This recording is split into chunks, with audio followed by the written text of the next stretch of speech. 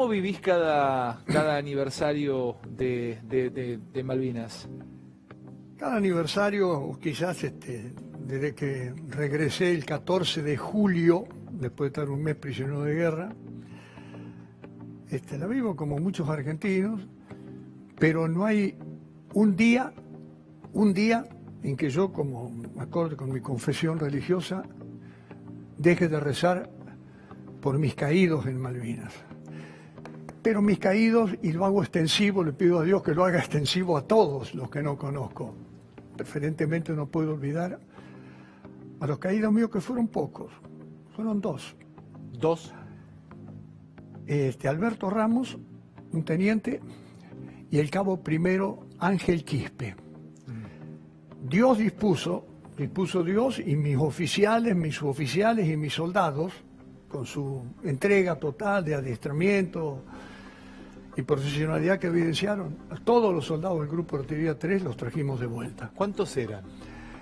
Yo salí de Paso de los Libres, previo 2 cambios de ferrocarril tremendos, una marcha motorizada, y en Bahía Blanca, en la base Almirante Sar, creo que es de Bahía Blanca, me dijeron que disponía de 3 Hércules. Salí el día Viernes Santo 9, el 9, y la noche del 12 al 13 de junio, en la base Almirante Sar, me dice: usted dispone de 3 Hércules, y mañana... Disculpa, ¿te fuiste en tren? O sea, ¿lo sacaron en tren? Claro, Paso de los Libres, Martín Coronado, ahí hubo que cambiar de trocha al Belgrano para salir con destino a San Antonio Oeste, que era me paran el tren en la estación de Pringles, me hacen bajar y me dice el jefe de estación: vea, tengo una orden de desviar este tren a Ingeniero White, Bahía Blanca.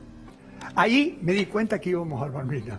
Salimos para San Antonio Oeste y ahí me di cuenta que íbamos al Malvinas. ¿Y ahí le dijiste a tus soldados que iban a Malvinas? Sí, a todos los que pude. Me habrán parado como a las 2 de la mañana, 1:30, sí.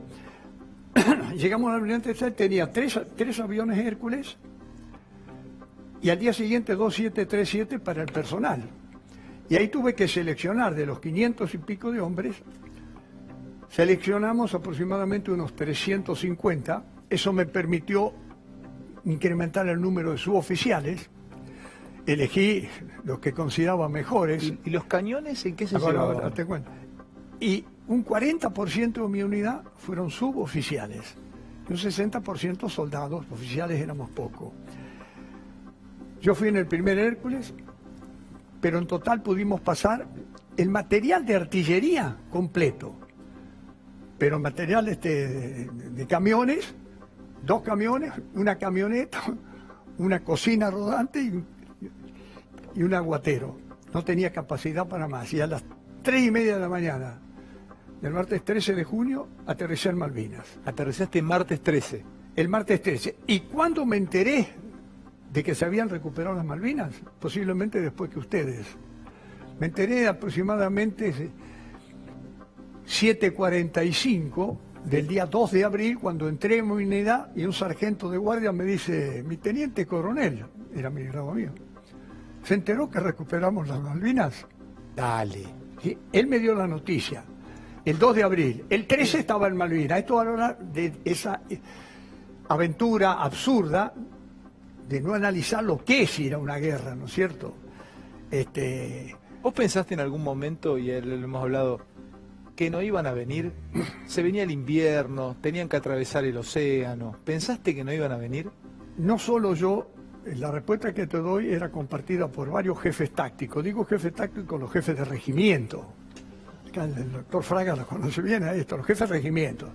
No el nivel estratégico inoperante desde el punto de vista de la estrategia nacional y militar, la estrategia grande que se realizó en el continente, las 3 Fuerzas Armadas. Pero nosotros, muchos éramos oficial de Estado Mayor, conocíamos la historia de las guerras, y no pensamos, varios pensamos que las posibilidades de éxito eran nulas. Porque para combatir en una zona insular, y sobre todo esta que estaba a 400, 500 kilómetros del continente, la historia militar demuestra que hay que tener eso está condicionado por dos cosas que tienen que concretarse. Y si no se tienen, no hay posibilidades de éxito. ¿Cuáles son? Tener el control, dominio del mar y el control, el dominio o superioridad aérea local.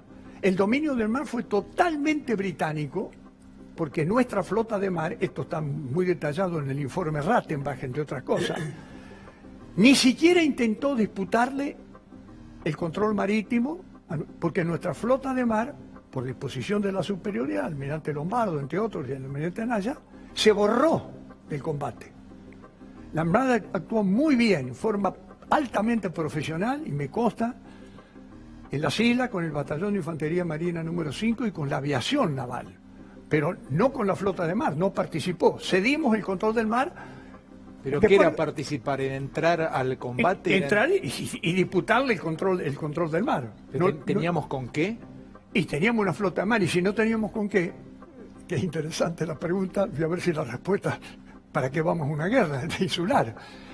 Y el control del aire era totalmente británico por los 2 portaaviones que ellos tenían. Sobre todo porque aquí todo el mes de abril, que fue crisis, la guerra empezó a las 4:42 de la mañana del 1 de mayo, cuando bombardean con un Vulcan, bombardeo de gran altura, el aeropuerto. Y después completan con dos ataques aéreos de 5 y 4 aviones. Ahí nace la guerra para vos. Ahí, claro, ahí se inició la guerra. Desde el 2 de abril hasta ese momento era crisis diplomática, negociaciones. Una agresión unilateral, al menos, por el momento. Y sobre todo, que esta inoperante conducción política, diplomática y militar superior, parece que desconocieron todos que para negociar el momento oportuno es antes que se inicien las acciones y uno tenga cierta posibilidad. Nosotros estábamos ahí. Yo creo que el momento de negociación, me interesa luego la opinión del doctor Fraga y de otros, era haber aceptado el 3 de abril la resolución 502 de las Naciones Unidas, que disponía, el Consejo de Seguridad de las Naciones Unidas, que disponía el retiro de las fuerzas militares. Una posibilidad, no puedo precisar el grado de probabilidad, era dejar ahí una fuerza de seguridad, no fuerza armada, por ejemplo, Gendarmería y Prefectura Naval. Una fuerza pequeña, 500 hombres de control, y negociar, porque se había internacionalizado que nosotros estamos combatiendo por algo jurídicamente que apreciábamos desde el punto de vista histórico, geográfico y jurídico nuestro. Rosendo. A ver, yo coincido con lo que dice el general Balsa. Yo creo que el Malvinas sirve para ver, ¿no es cierto?, que con una apreciación estratégica errónea no se puede ganar una guerra. ¿Cuál es la apreciación estratégica? Digamos que Estados Unidos no iba a intervenir en el conflicto y que el Reino Unido por sí solo no estaba en capacidad de recuperar las islas. Y esta apreciación estratégica desconocía la historia, que es la histórica alianza entre el Reino Unido y los Estados Unidos. Si vos mirabas la historia, estaba claro que Estados Unidos iba a apoyar al Reino Unido, como exactamente hizo. Pero la premisa de quienes tomaron la decisión era errónea. Pensaban que Estados Unidos no iba a intervenir. Que no intervenía, que iba a ser neutral o que iba a estar a favor nuestro. Claro, bueno, este es el primer. Y la otra, otra es la no reacción del Reino Unido, con una señora Thatcher que estaba bastante golpeada políticamente con los gobiernos socialistas en Europa, era conservadora, necesitaba poner Reagan misiles en distintas partes del mundo, era muy importante para Reagan eso. Y después la historia de la guerra, Primera y Segunda Guerra Mundial, que el Reino Unido y Estados Unidos actuaron siempre juntos. ¿Se toma la historia de las guerras para analizar una guerra? ¿Para analizar un contexto de cómo puede darse? Bueno, yo creo que no pueden desconocerlo. Esto para mí, la calificación quizás sea muy agresiva, pero sufrimos mucho ahí. Y hay 649 muertos.